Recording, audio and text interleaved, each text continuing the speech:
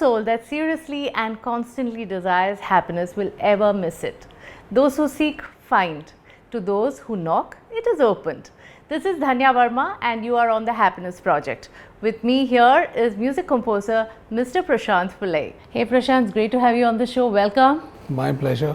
Thank you, Dhanya. I was just going through the stuff that you have spoken on YouTube, this, that. But you know, one thing just really struck me, and that was you saying that I make music for myself. Whoever wants it can come and take it. Don't want it, leave it. How does it work like that in this industry? How do you maneuver? So, the grounding principle is that, I did not get into music for getting into the industry or getting my music to be reached out to millions of people. But it came with a thought that if I'm able to enjoy what I'm making today after say 5 years, the memories of making that music is what is more important to me than anything else. Whether people accept it or don't accept it is the last sense of botheration for me. So that's how, that's how I got into music. That's how I started making music. Yeah. But what were your original plans before you got into music, and why did you get stuck onto music? I mean, I would really want to know your journey there.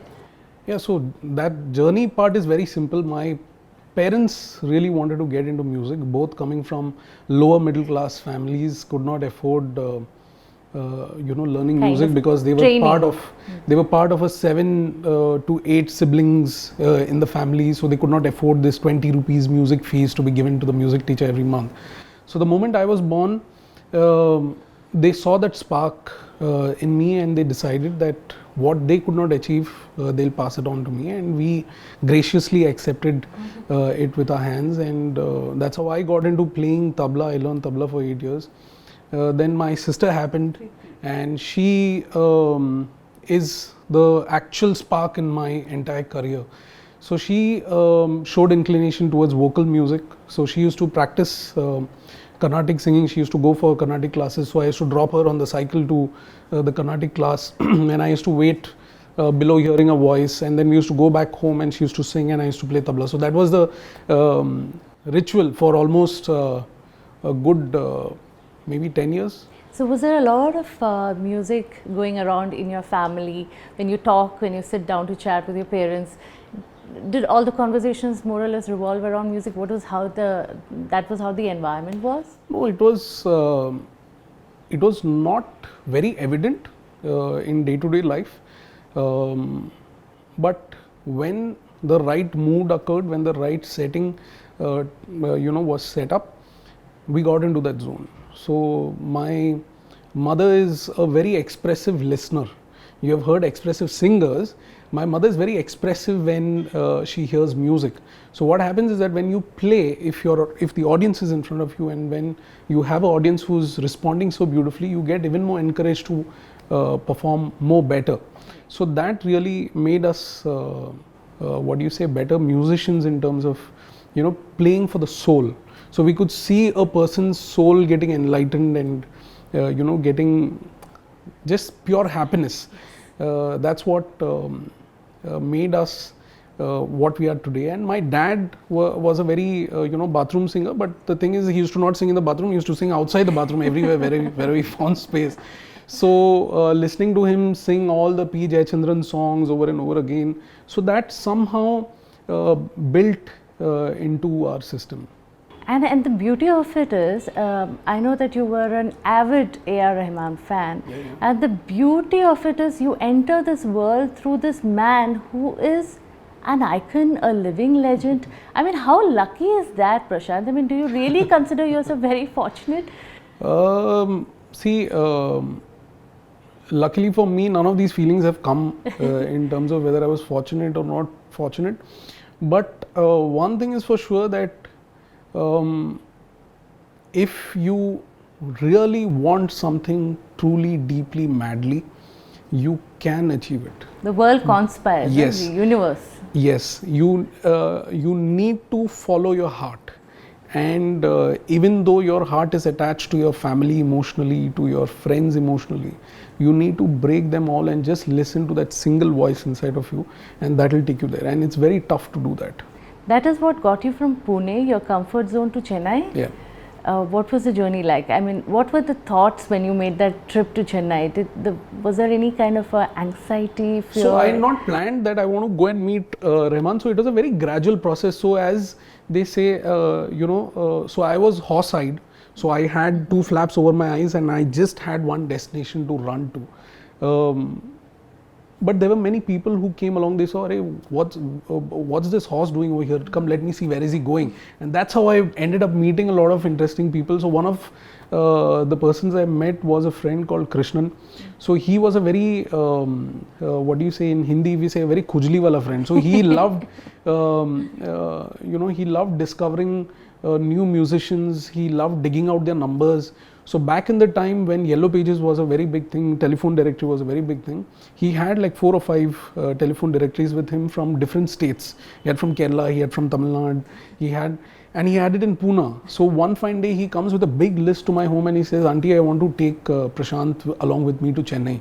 So my mother asked, why do you want to take him to Chennai? So he said, no, we are meeting all these people. So the list starts off with Rahman's name. It has got Harris Jairaj, it has got SP Balasubramaniam, it has got all these people listed under.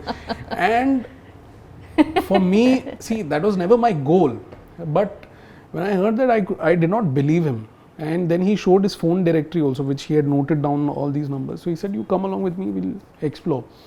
So this was in my 2nd year of college. So we went down to Chennai along with him, and this madman got us hooking up with all the biggies of the industry. I don't know how he did it, but I met everyone, almost everyone except Rahman, before getting into the music field, before deciding that I want to do music full time in my life. So how did you just get through to Rahman, Mr. A.R. Rahman? So, some people got it like Deepak Dev the other day was telling us about a piano experience. I mean, did something really happen? How did it really work out for you? That's another weird little story. So, I was in Chennai doing my sound engineering. So, I took up sound engineering as an excuse for me to meet Rahman. So, and that excuse came at a cost to my parents of almost 2.5 lakhs, and they were like, they helter-skeltered and pooled in money, and I went in over there. And once I started my course, for the next 6 months, just like, in the 2nd standard when I used to knock doors and ask whether tabla classes are there, I used to go and stand outside Rahman's gate and ask, can I meet Rahman? So I did that for 6 months. Really? I did that for 6 months, and truly he wasn't there. He was composing for Bombay Dreams at that time, and the security guard and the police almost got well acquainted, and he said, so from far only when he used to see, he used to do like this, and then he used to turn back and go. So this happened for 6 months, and just as again the world conspires for you, I had this very mystical guy who entered into our classroom, into our sound engineering course, who happened to be Rahman's Arabic teacher. So he joined in over there, and for some odd reason, he didn't connect with majority of the class, and he connected with me for some odd reason. And over a period of time, he came to know how mad I am for Rahman's music. Probably he might have seen a million other people, but he saw some spark in me. So he said, do one thing, I can't give you his number. This is his email ID, you just mail him. So I was flying high. I said, wow, so this is like something really amazing that I got an email ID. Even if he says, great, good, thank you, my life is done. It's like meeting him. So then I bump into a local internet cafe over there, and I draft the first email, which is like almost a 500 worded email that is there. Pouring out your heart and your yes, emotions. like completely, like Completely surrendering. Yes. So it's like, your biography. So I write down everything, and I hit the send button, and for some odd reason, the mail never reaches him. It never reaches him, so it's not there in my sent, it's not there in my drafts, it's not there anywhere. So then I say, okay, we'll try tomorrow, because that time I had less money also, so my time was up for an hour. So I come the next day, I say, okay, again I type whatever through memory. This time the wordings are lesser. So from 500 it's come down to 300. and I type in and I send. For some odd reason, the second email also does not go. The third day, again I come back. This time I just decide, saying that, sir, this is Prashant here. I got your email ID from so and so. Glad connecting with you. And I hit send. This one also does not go. And I'm devastated. I don't Obviously, know. So I almost felt that this guy has given me a spam email ID, or has just tried to do away with me. So one fine day, when I'm generally depressed about this entire scenario, I'm lying down in my hostel room. I get a message on my phone saying that, hi, this is ARR, saw your mail, please call back. And that entire message, I wish I had that phone and that message with me. It blew my head off. So there was a Assamese room partner of mine, and he was a very slim boy, and I had to express my happiness physically, So I just held him up and I said, shit, this is what, sorry for using the French. So I just picked him up and I literally, like in films, I swirled around with him and I said, man, my life is made. I'm seeing my dream come true. But then I realized that this could be a spam message also. So because I'm of this doubting nature, I called up, and a very subtle voice from there says, yes. So I say, I got a message from this number. Is this Rahman? We say, yes. He says, sir, tuck, I cut the call. So, and this thing happened. Then I called him back, and we had conversations for 2-3 times before we decided that this is the moment, or this is the time we need to meet. And on one fine day, I end up in his studio. I meet him, but I didn't meet him empty-handed. So all these years that I'd been making music, I put them on a CD. I borrowed my friend's CD player, whom he was not willing to give. Then when I told him, Rahman, so he said that, okay, only on one condition I'll give it to you. If you give me an autograph of his on the CD player, I will give it to you. I said, okay, done, give it to me. So I took the CD player, I went to him, I finished doing all the fascinating mystical talk with him, saying that how much he means to me and all that. I got to business. I gave him the CD player with the CD, and that had 14 tracks in it. Okay. And this next thing, what happened to me, changed my life's perspective completely, and probably that's one of the reasons why I'm on your show also, is because I understood the meaning and value of life, and a tad bit of philosophy got into me that evening. So he heard all the 14 tracks on the album, and every track he had a comment to make. He asked, who made this track? How did you make this track? And it blew my head. So I was so happy that someone really appreciates, someone whom you loved so much has heard your tracks and has commented and has liked it, because he has either liked it or hated it, whatever, he has asked about it. So it made my day. So when I was stepping out, meeting him, he came up to the door of his office, and I was stepping out. I just got another idea. I said that, okay, my life's biggest dream is done. Now there's no mind in asking whatever I want. So I asked him, sir, can I work with you? Oh. So the answer I get is, I'll have to ask my mother and get back to you. And then that entire 20-minute incident that happened to me after I playing the CD to him has changed me as a person, and I'm still trying to become a better person. And then it's all magical, I got to work with him for almost around 2.5-3 years in his studio, in his sister studios, on different projects that he was involved in. So you've kind of imbibed this philosophy of living in the moment.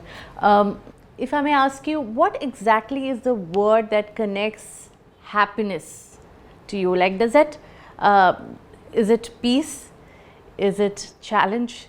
Is it excitement? Is it music? Is it your family? Is it your relationship, your child? Yeah. When you think of the word happiness, what's the image that comes to your mind? So right now the image that comes is my daughter's face. So my daughter's name, that's what comes to me. So all my world, her name is Adira. Adira. Yeah. So my entire world revolves around her happiness, her joys, and it feels good when you get to be a child all over again, you know, through her growing up years, when you get to be as happy as she is and share the same happiness when she draws a gibberish doodle on a plain sheet of paper explaining that this is this and this is that. When you try to look at it and try to relate to it, even if it does not make sense, the kind of happiness you get to share with her is what defines my happiness today. So Prashant, I mean, what is your happiness pill? I mean, that's the one thing that is a trigger for happiness for you. So I would say that's my surname that's got a pill in it. So even though it's a PJ, it's got a very funny backstory to it. Now, my surname is the most favorite part of my name overall. Why, you may ask? Because when I was a kid, when I was growing up in Maharashtra, in Pune, so in Maharashtra, they used to call puppies Pillu. And I used to get agitated. In my school, everyone used to call me Pillu. And I used to get really mad. I used to, like, I don't know what to respond to them, because as you get into higher classes like 7th, 8th, 9th, where you have the goat mustaches coming on, so people throw in their mature wisdom saying, "Arey, tu to pillu hai yaar." So I used to get really mad at it. I've had fights also in it, in the school for it. But now I love my name. You can call it any way you want. So happiness is deeply, purely, Yes. surely ingrained in you, you Yes. know, through and through. I have the pill that you have don't the have. pill. Thank you so much. It was a great. I really had a great time talking to you, Prashant. Same here. Same here. I You took really me hope- back to a lot of memories that I'm opening up the treasure box for after a very long time. I hope I get to see and talk to you after your movies are released. You have a couple of movies lined Yes. up now for Malayalam as well. All the best with those Thank you so much. projects. Thank you so much once again, Thank you so Prashant. much. Thank you. Yeah.